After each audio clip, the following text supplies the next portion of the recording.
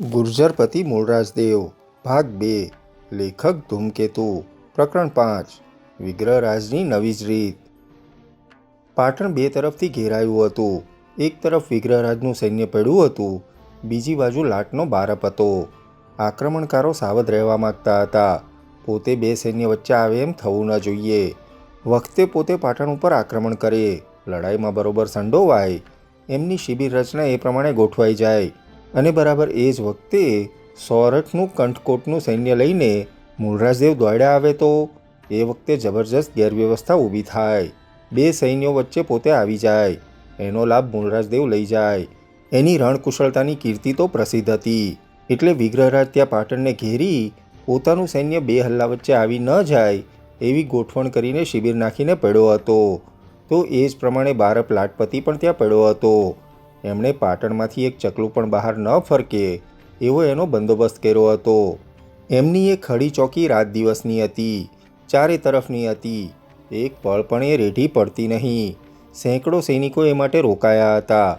માધવ મંત્રી ચાપોદકટ બધાના મનમાં હવે એક ચિંતા થવા માંડી। આક્રમણકારો યુદ્ધ લાવતા ન હતા, તેમ યુદ્ધ અળસાવતા પણ ન હતા। તેઓ વહેલે મોડે પાટણને વશ કરવાના વિચારમાં હતા। એમની નેમ અન્નજળ ઉપર હતી। અન્નજળ ખૂટશે ત્યારે એની મેળે અંદર ઘેરાયેલા બહાર વિષ્ટિ કરવા આવવાના જ છે, એમ કર્યા વિના એમનો છૂટકો ન હતો। દિવસો વીતવા લાગ્યા, તેમ તેમ ઘેરો વધારે દ્રઢ થતો લાગ્યો। માધવ મંત્રી પણ ચિંતામાં પડ્યો। મહારાજ મૂળરાજદેવને સંદેશો મોકલી શકાય એટલી પણ છૂટછાટ મેળવવી મુશ્કેલ બની ગઈ હતી। જે જ્યાં ને ત્યાં એવી પરિસ્થિતિ સર્જાઈ હતી। વિગ્રહરાજનો ઘેરો એટલે શું એનો જાણે બધાને અનુભવ થઈ રહ્યો હતો। આ તરફ મહારાજ મૂળરાજદેવ કંથકોટમાં હતા। કંથકોટનો દુર્ગ અજીત ગણાતો હતો। ગુરુ કંથળનાથના આશીર્વાદથી એ બંધાયો હતો। કંથીગઢ મેં કંથળ કી દુઆઈ એમ એના વિશે બોલાતું અને એ અજીત ગણાતો। વચ્ચે રણ પડ્યું હતું, આવનારો ત્યાં રહી જાય તેવું હતું।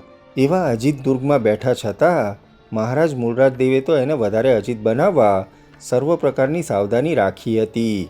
આક્રમણકારો વખતે અચાનક ત્યાં આવવાની હિંમત કરે તો પણ તેમનું કંઈ જ વળે નહીં એમ દુર્ગને વિશેષ રક્ષણ આપ્યું હતું।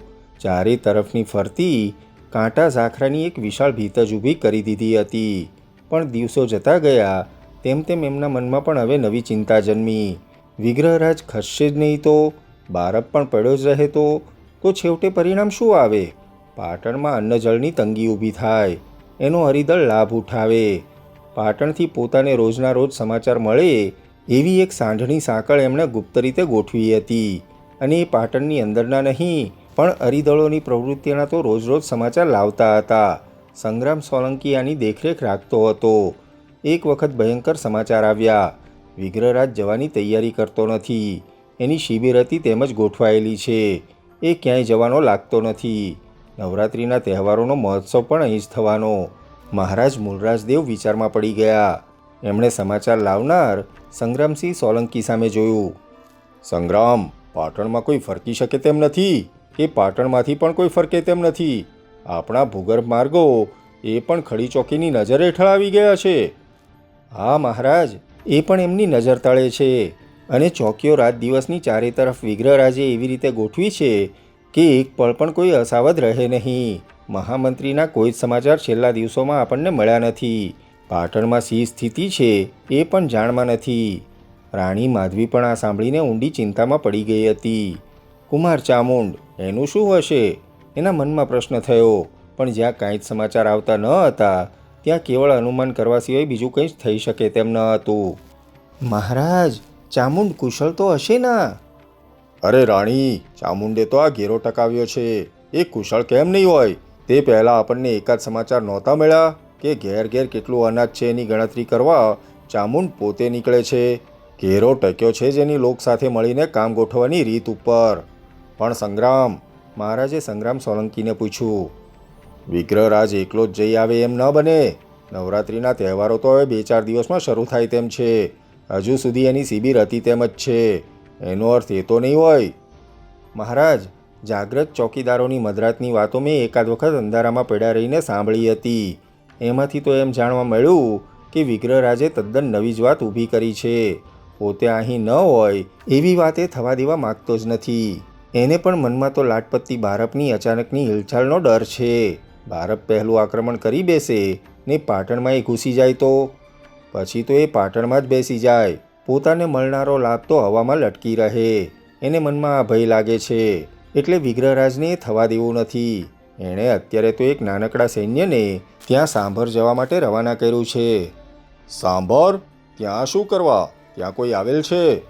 ના, આવેલ કોઈ નથી. આવી શકે એવો એક માલવપતિ. એ તો હવે તેલપ સાથેના યુદ્ધમાં ગળાડૂબ પડ્યો છે. એ આ તરફ ફરકી શકે તેમ નથી. એટલે તો વિગ્રહરાજ અહીં નિરાતે પડ્યો છે. પણ ત્યારે સાંભર સૈન્ય કેમ ગયું છે? સાંભરથી કહે છે માં દુર્ગાની મૂર્તિ, મંદિર, બ્રાહ્મણો અને બીજી પણ નવરાત્રિ મહોત્સવની તમામ સામગ્રીઓ અહીં આવશે. મંદિર અહીં ઊભું થશે. જેવું શાકંભરીમાં હતું તેવું જ. ફેર માત્ર એટલો કે આ કામ ચલાવો પણ બધા જ અહીં આવશે.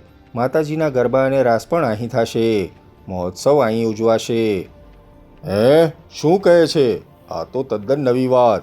અહીં નવરાત્રિનો મહોત્સવ એ ઉજવશે અને પછી સાંભર જશે? ના, એ સાંભર જશે જ નહીં. સાંભર જશે જ નહીં?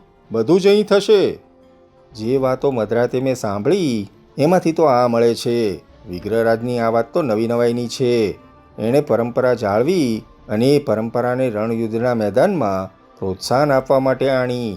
નવરાત્રિનો મહોત્સવ અહીં રણક્ષેત્રમાં ઉજવાશે. એમાંથી તો એનું સૈન્ય ઉત્સાહિત બનશે.